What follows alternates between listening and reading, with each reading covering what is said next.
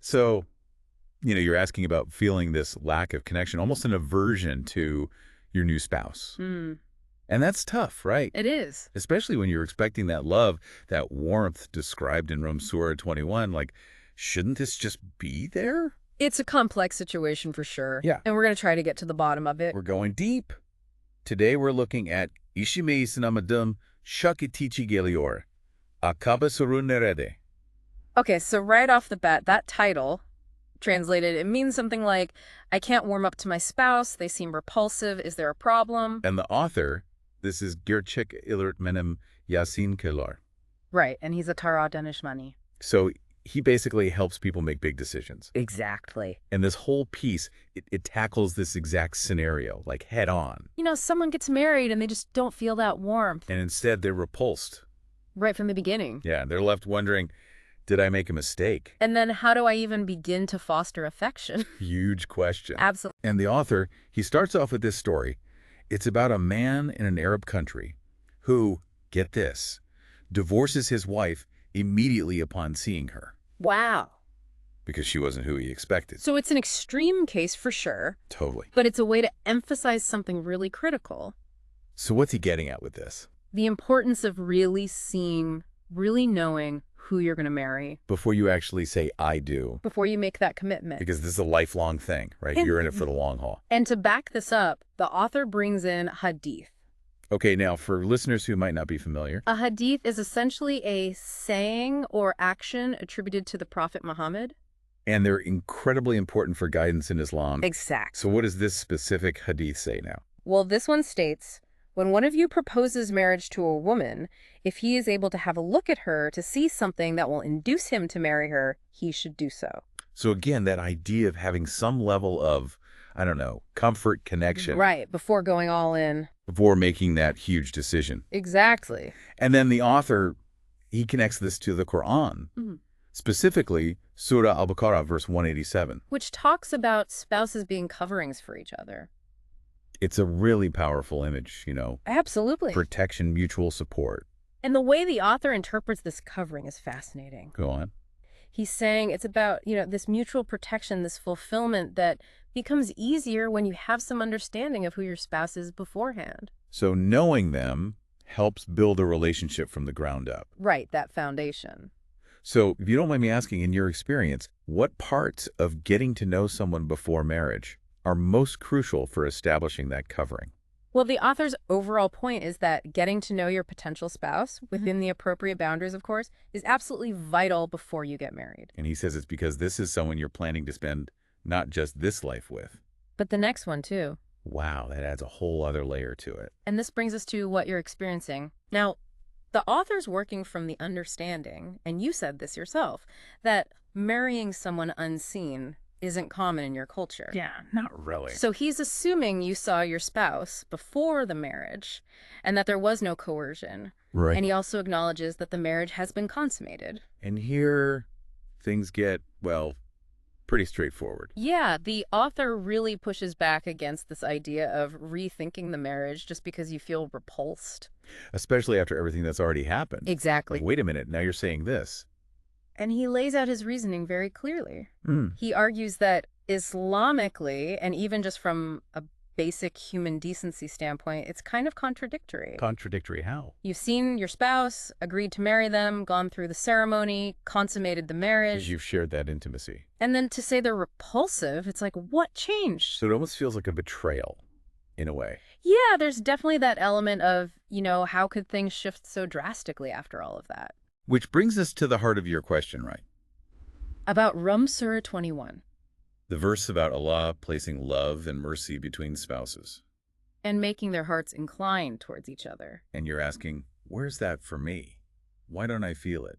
And the author's explanation is pretty direct. He says that the lack of that love or that mercy, it stems from the people involved. Not the marriage itself. Especially not after it's been established and consummated. So it's not like God's promise has failed. Right. But maybe it's more about how the individuals are approaching the marriage now. Exactly. It's like, okay, you're in it now, so what are you going to do about it? He emphasizes that once you're married, You've consummated the marriage, you're sharing a life. You're already fulfilling that covering for each other. Regardless of the religious context, what do you think that says about long-term relationships in general? This idea that once you make that big decision, there's a certain level of commitment that's just expected. Yeah, you're in it together. And the author, he goes on to say that the expected behavior in a marriage is one of mutual love, respect. Compassion, forgiveness. He sees your spouse as a gift, a trust from God. Something to be cherished. And he's very clear about this. Yeah, he states, and I'm quoting here, God's command is for a person to love their spouse. Whoever God has given us as a spouse, we must now love them. Since there is a marriage between us that makes us lawful to each other by God's command and permission, we must say that the only person I need to love now is this spouse I have. This is the absolutely correct attitude. Wow, strong words. He's not mincing words. So basically he's saying that the obligation to love comes with the marriage itself. Especially after consummation. Like a package deal. You could say that. You sign up for one, you get the other. And he goes even further, saying that, in his opinion, there's no such thing as a wrong marriage. Once it's happened, and especially after consummation. He does acknowledge the importance of choice beforehand. Being able to see your partner, consider them. But he says that ability to rethink it diminishes significantly once you're married. Especially after consummation. It's like at that point, the focus shifts to making it work. And that includes working on that love. Actively cultivating it. That's a big one. Actively cultivating love. It's not always easy. And he even poses these direct questions, almost like he's talking right to you. He says, isn't your spouse a covering for you?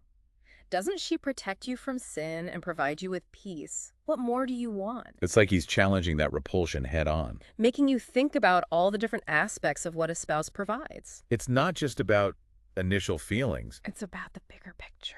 And then, to further illustrate his point, he uses this comparison to the military. Oh, that's an interesting one. He talks about how soldiers, they don't choose their commander. Right. But they're still obligated to obey. Of course, this is an analogy. Of course. But how do you think that applies to marriage? Well, it's like, yeah, you have a choice in choosing your spouse initially. You see them, you think about it. But once you've made that decision and the marriage happens, there's that same sense of obligation. To move forward, to work together, to face whatever comes up. You can't just suddenly say, nope, don't like my commander anymore. And in the same way, you can't just decide your spouse is repulsive after going through the whole process. It goes back to that commitment we were talking about. Exactly. Now, he does acknowledge that difficulties can come up in a marriage. Of course, no marriage is perfect. But his emphasis is on finding solutions. Through reason, understanding, communication, effort, working together, and divorce, he sees that as a last resort. Only if there's very serious justification. Because there's a huge responsibility in breaking up a family. A lot to consider.